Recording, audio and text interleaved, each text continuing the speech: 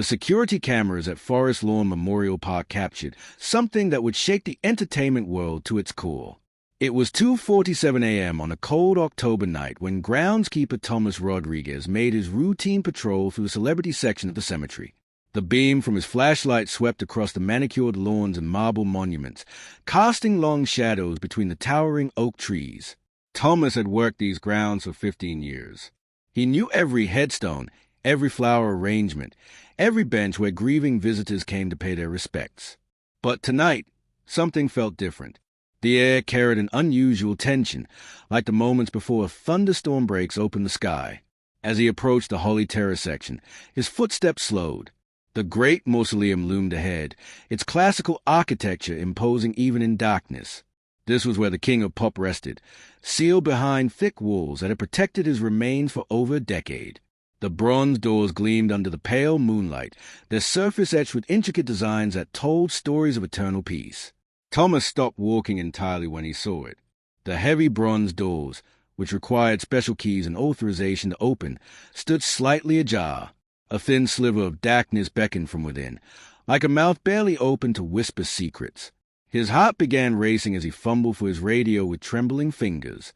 The silence of the cemetery felt oppressive now.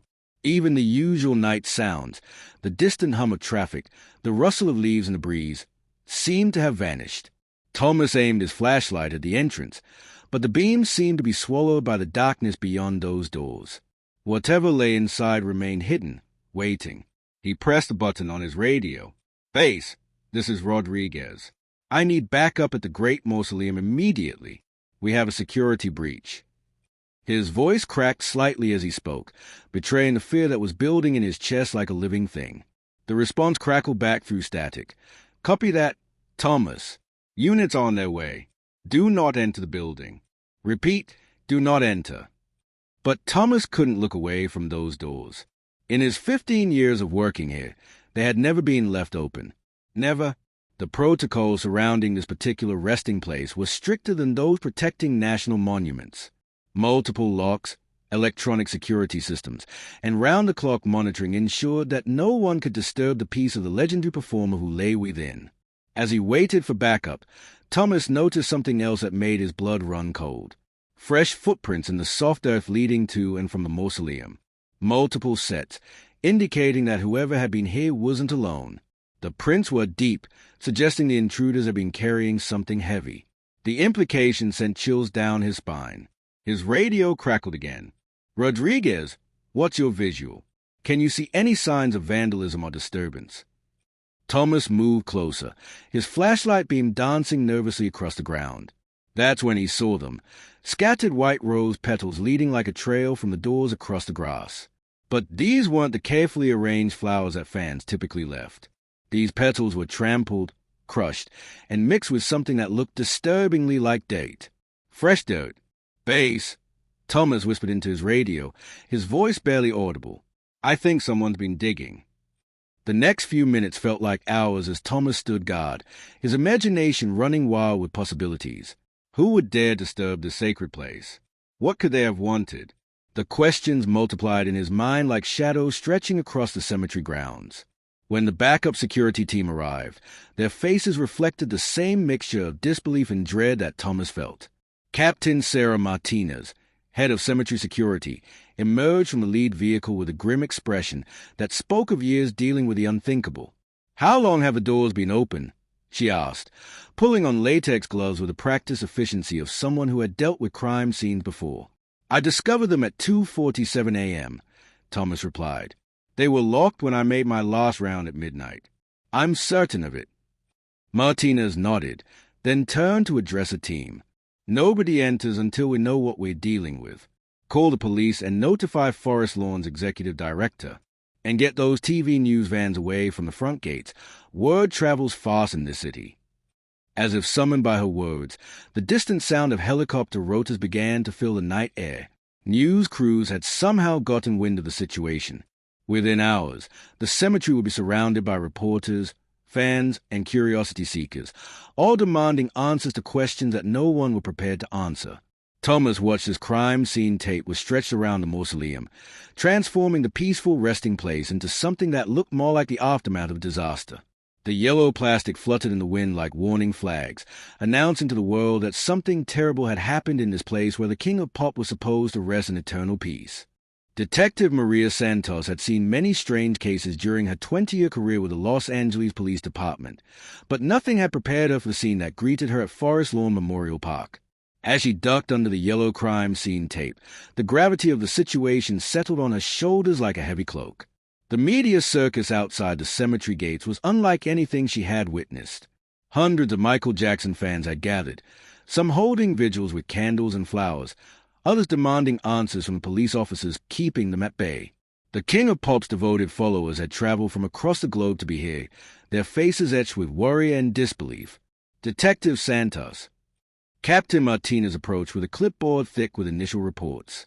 We've secured the perimeter, but we haven't entered the mausoleum yet. We were waiting for you and the forensics team. Maria nodded, pulling on her protective gear. The morning sun was beginning to rise, casting long shadows across the cemetery and illuminating the crowd of onlookers pressed against the iron gates. She could hear them chanting Michael's name, their voices carrying across the manicured lawns like a mournful song. The forensics van arrived just as Maria finished a preliminary examination of the exterior. Dr. Jennifer Walsh, the county's chief forensic investigator, emerged with a team of specialists. Her face wore the serious expression of someone who understood that this case would be scrutinized by the entire world. What do we know so far? Dr. Walsh asked, setting down her equipment case next to the mausoleum entrance. The doors were discovered open at 2:47 a.m. by security. Maria replied, consulting her notes. Multiple sets of footprints suggest at least 3 individuals were involved. There are signs of digging equipment being used, and we found scattered rose petals mixed with fresh soil. Dr. Walsh frowned. Digging equipment? Inside a mausoleum. That's what we need to find out, Maria said grimly. The real question is whether we're dealing with vandalism, theft, or something much worse. As the forensics team prepared their equipment, Maria's phone buzzed with a call from a captain. The conversation was brief but intense. When she hung up, her expression had darkened considerably. What is it? Dr. Walsh asked, noting the change in Maria's demeanor. The FBI is sending a team, Maria replied. Apparently, there have been similar incidents at celebrity burial sites across the country. They think this might be connected to a larger operation. The implications were staggering. If this was part of a coordinated effort targeting famous graves, the investigation would explode beyond the boundaries of Los Angeles. The media attention would be relentless, and every detail would be dissected by millions of fans and critics worldwide. Dr. Walsh signaled to her team, and they began their careful entry into the mausoleum. Maria followed close behind, her flashlight cutting through the dim interior. The air inside was cool and carried the faint scent of flowers and stone polish. Marble walls reflected their lights, creating an almost ethereal atmosphere. The interior of the great mausoleum was more beautiful than Maria had expected. Stained glass windows cast colorful patterns on the floor, and elaborate floral arrangements filled every alcove. This was clearly a place designed for peaceful reflection and remembrance, not the scene of a crime.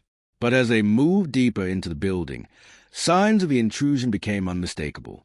Muddy footprints tracked across the polished marble floors. Equipment marks scarred the walls where something heavy had been dragged through the corridors. Most disturbing of all were the fresh tool marks around what appeared to be sealed chambers. Over here, called Officer Johnson, one of the first responders. He stood near the far wall, his flashlight illuminating an area where the marble facing had been disturbed.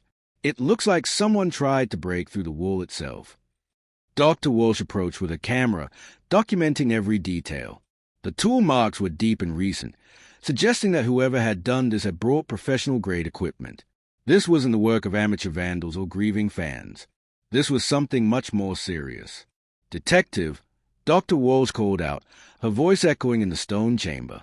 You need to see this. Maria hurried over to where the forensic specialist was kneeling. On the floor, partially hidden beneath scattered rose petals, were several items that made her stomach clench with dread. A small crowbar, still covered with marble dust.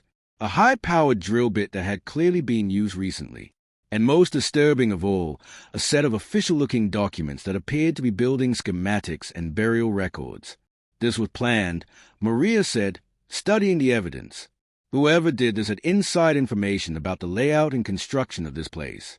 They knew exactly where to find what they were looking for. The radio on Maria's belt crackled to life. "Detective Santos, we have a situation at the front gates. The crowd is getting restless, and several news crews are trying to breach the perimeter. We need a statement soon." Maria looked around at the scene of violation and desecration. How could she explain to the world that someone had attempted to disturb the resting place of one of music's greatest legends? How could she tell millions of devoted fans that their hero's peace had been shattered by unknown intruders with mysterious motives? "Get me everything we have on recent security footage," she instructed Officer Johnson.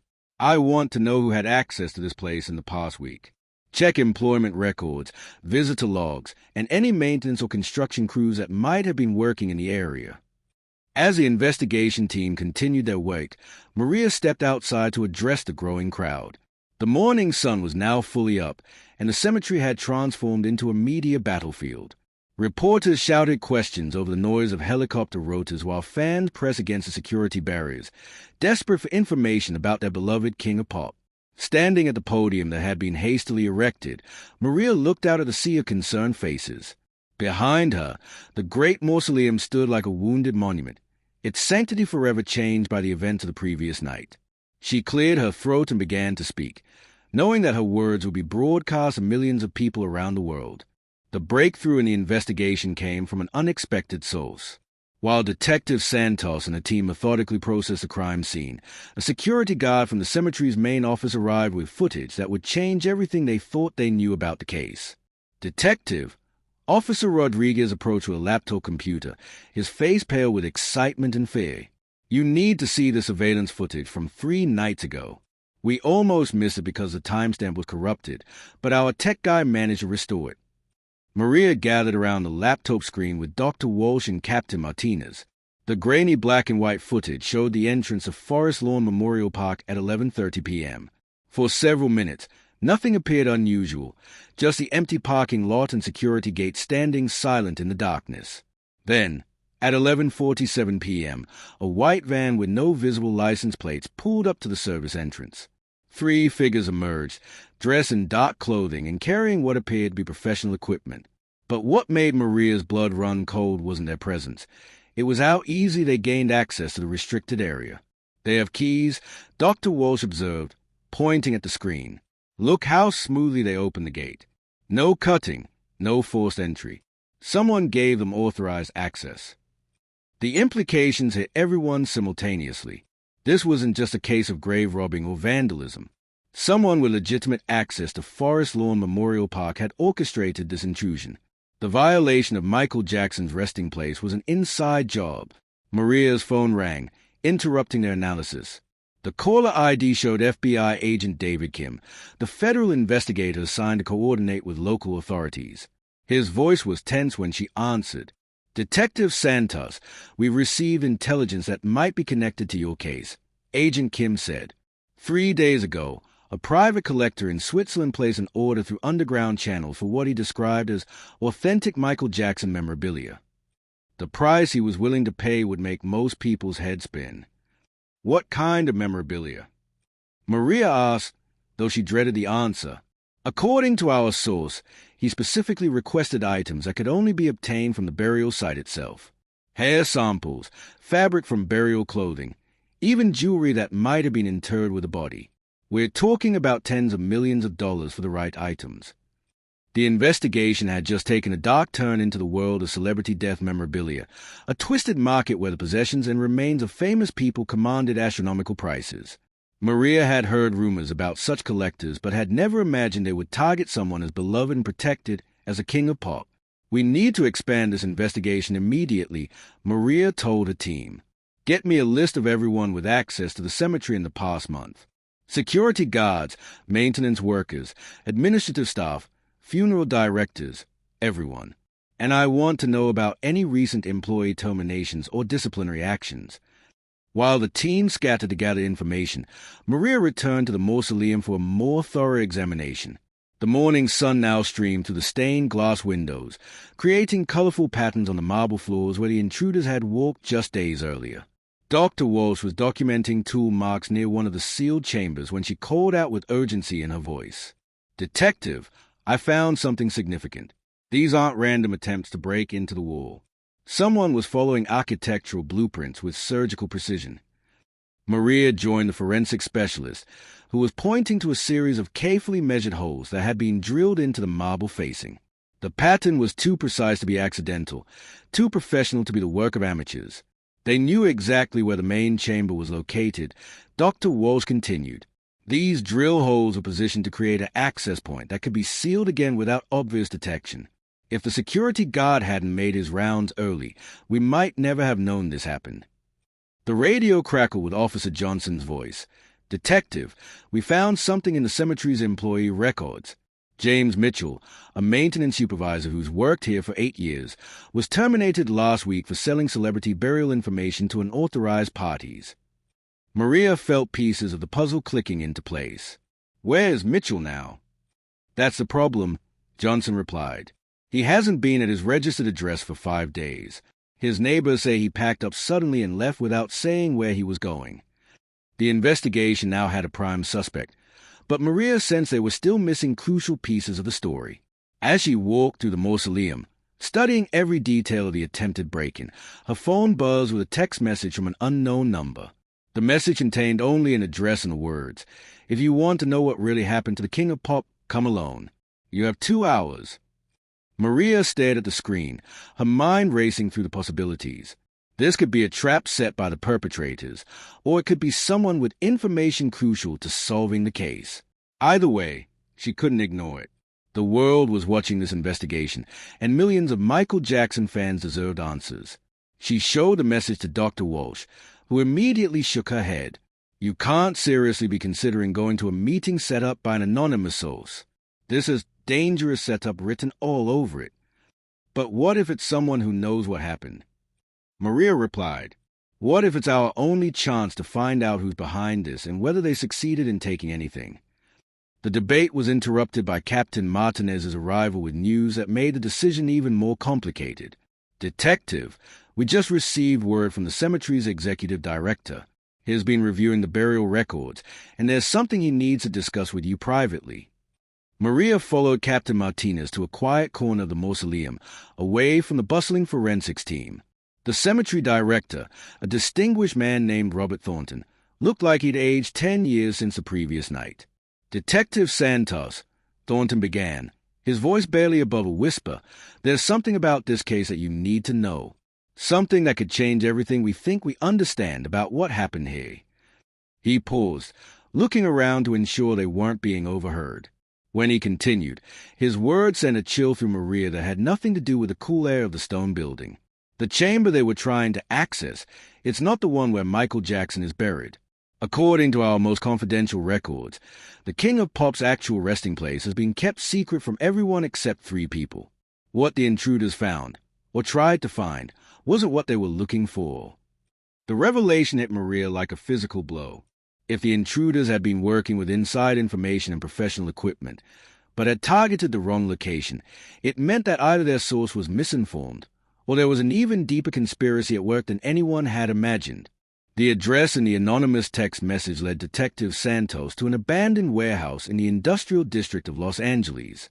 Despite Dr. Walsh's warnings and protocol requiring backup, Maria found herself standing alone before the rusted metal door, her service weapon ready and a radio switched to emergency frequency. The warehouse district was eerily quiet in the afternoon heat. Broken windows stared down like empty eye sockets from the surrounding buildings, and weeds pushed through cracks in the concrete.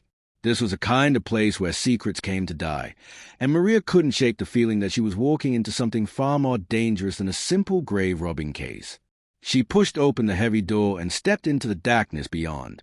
The interior of the warehouse was vast and filled with shadows that seemed to move with a life of their own. Her footsteps echoed off the concrete floors and high ceiling, announcing her presence to whoever had summoned her here. "Detective Santos." The voice came from somewhere in the darkness ahead, calm and measured. "Thank you for coming alone, as requested." A figure emerged from behind a stack of wooden crates, and Maria's breath caught in her throat. The man was tall and thin, with graying hair and the kind of pale complexion that spoke of years spent indoors. But it was his eyes that made her grip her weapon more tightly.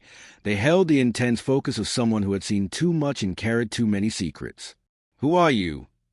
Maria demanded, keeping her distance.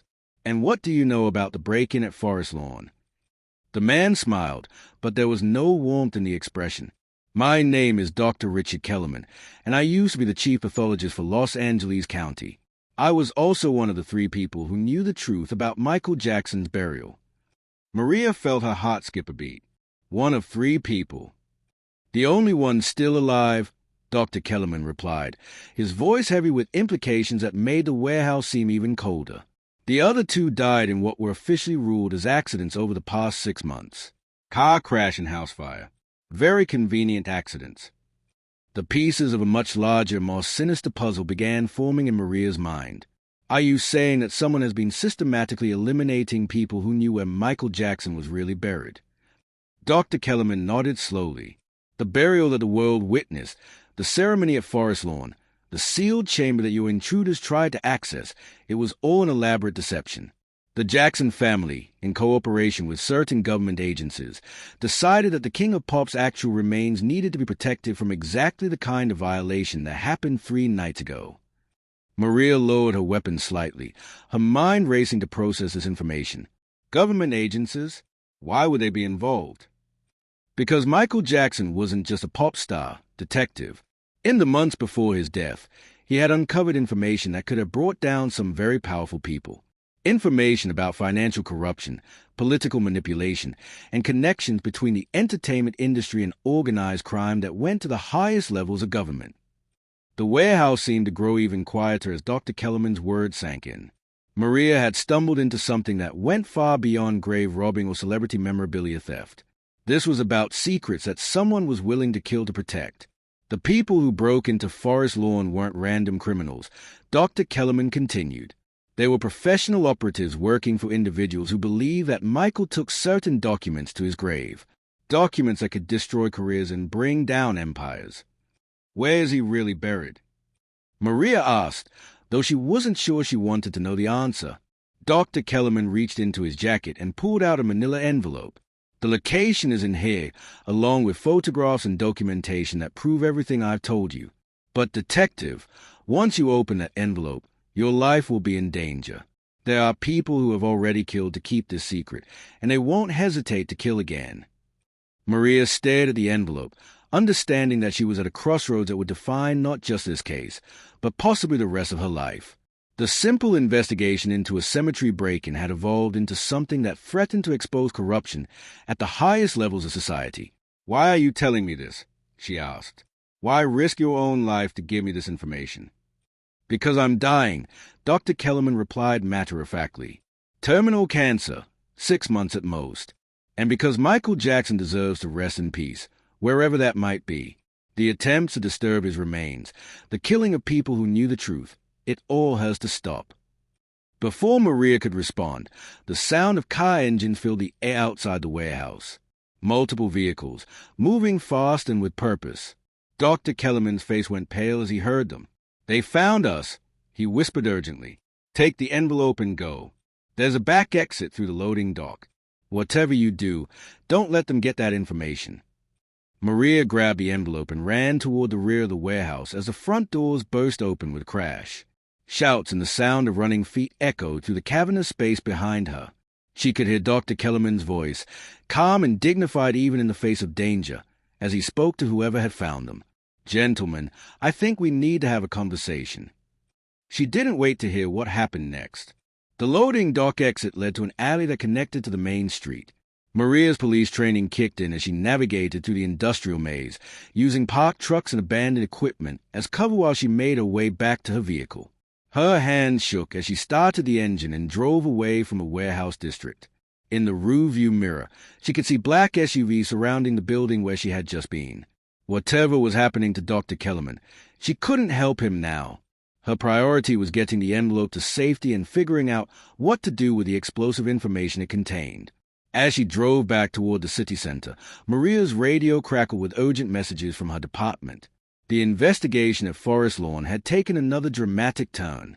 The forensics team had made a discovery that was sending shockwaves through the law enforcement community.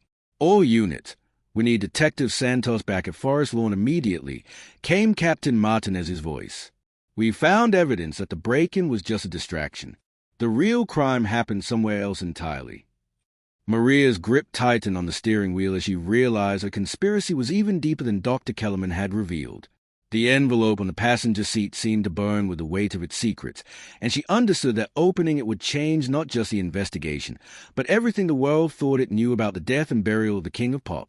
Detective Santos sat in her locked office at police headquarters, staring at the manila envelope that could contain answers to one of the most shocking conspiracies in modern history. Outside her window, the city of Los Angeles buzzed with its usual energy, unaware that one of its most beloved icons might not be resting where millions believed. She had returned from the warehouse to find Forest Lawn Memorial Park in complete chaos. The forensics team had discovered that the mausoleum break-in was indeed a diversion, designed to draw attention while the real operation took place elsewhere in the cemetery. Fresh excavation marks had been found near a maintenance shed, along with evidence that something large had been removed from underground storage. Maria's phone rang, interrupting her thoughts. Agent Kim's voice was urgent when she answered. "Detective, we just lost contact with our informant in Switzerland. The collector who was supposedly seeking Michael Jackson memorabilia has vanished, along with several associates. We think the entire network has gone underground." "There's something else," Maria replied, looking at the unopened envelope. "I met with someone today who claims to know the truth about Jackson's burial. He said the ceremony at Forest Lawn was a deception." The silence on the other end of the line stretched for several seconds. When Agent Kim spoke again, his voice carried a weight that hadn't been there before. "Detective Santos, I need you to be very careful about what you do next. This case has attracted attention from federal agencies that don't normally get involved in cemetery investigations. There are people who want this story buried deeper than any grave." After hanging up, Maria made her decision. She opened the envelope with steady hands, despite the trembling she felt inside. The contents were more explosive than she had dared imagine. The first document was a death certificate, but not the one that had been made public. This version contained details that had been classified for national security reasons. According to Dr. Kellerman's records, Michael Jackson had not died from the drug overdose reported in the media. He had been poisoned with a sophisticated compound that mimicked the effects of propofol, making it appear as though his regular medication had been administered incorrectly. The photographs were even more disturbing. They showed a secret burial site in the Nevada desert, protected by federal agents and accessible only through military-controlled airspace. The location was so remote and heavily guarded that even satellite imagery had been scrubbed from public databases. But the most shocking revelation was contained in a handwritten letter from Michael Jackson himself, dated just 2 weeks before his death. In it, he described his discovery of a conspiracy involving major figures in the entertainment industry, politicians, and international businessmen. The network was using celebrity influence and media manipulation to launder money from illegal arms deals and human trafficking operations. "They know that I know," Jackson had written in his distinctive handwriting. "If something happens to me, the evidence is hidden where only those who truly understand my message can find it. The truth will set us all free." Maria realized that the break-in at Forest Lawn hadn't been about stealing memorabilia or disturbing remains. The perpetrators had been searching for clues to the location of evidence that could bring down a criminal empire spanning multiple continents. Evidence that Michael Jackson had hidden before his murder was disguised as an accidental overdose. Her secure phone buzzed with a text message from an unknown number. "You have something that doesn't belong to you. Return it, or join your pathologist friend." The threat was clear, but Maria had come too far to turn back now. She photographed every document in the envelope, uploaded the images to a secure cloud server, and prepared copies for distribution to trusted contacts in the media and law enforcement. As she worked, her regular phone rang. Captain Martinez's voice was strained when she answered. "Maria, where are you? We found Dr. Kellerman's body in the warehouse. Apparent heart attack, but the coroner is suspicious about the circumstances. And there's something else. The cemetery director, Robert Thornton, has disappeared. His office was cleaned out, and his security access code were used to enter restricted areas of the cemetery after hours. The conspiracy was collapsing, and the people responsible were tying up loose ends with deadly efficiency. Maria realized that she might be the only person left alive who knew the complete truth about Michael Jackson's death and the location of the evidence he had hidden. She made 3 phone calls. The first was to a trusted investigative journalist who had built a career exposing government corruption. The second was to an FBI agent she had worked with on previous cases, someone she knew couldn't be compromised. The third was to her sister in Chicago, warning her to leave town immediately and not contact anyone until she heard from Maria again. The story that emerged over the following weeks would shake the entertainment industry and government agencies around the world. The revelation that Michael Jackson had been murdered to prevent him from exposing a massive criminal conspiracy sent shockwaves through every major news outlet on the planet. Millions of fans who had mourned the King of Pop for over a decade learned that their hero had died not from personal struggles with addiction, but as a martyr who had sacrificed his life to protect others from the corrupt network he had discovered. The evidence he had hidden in locations known only to his closest family members led to arrests and convictions that reached into the highest levels of corporate and political power. The break-in at Forest Lawn Memorial Park, which had initially appeared to be a simple case of grave desecration, had actually been the final desperate attempt by the criminal network to destroy evidence of their crimes. The empty chamber they had tried to access had been used as a decoy, while Jackson's actual remains rested in peace at the secure location he had chosen before his death.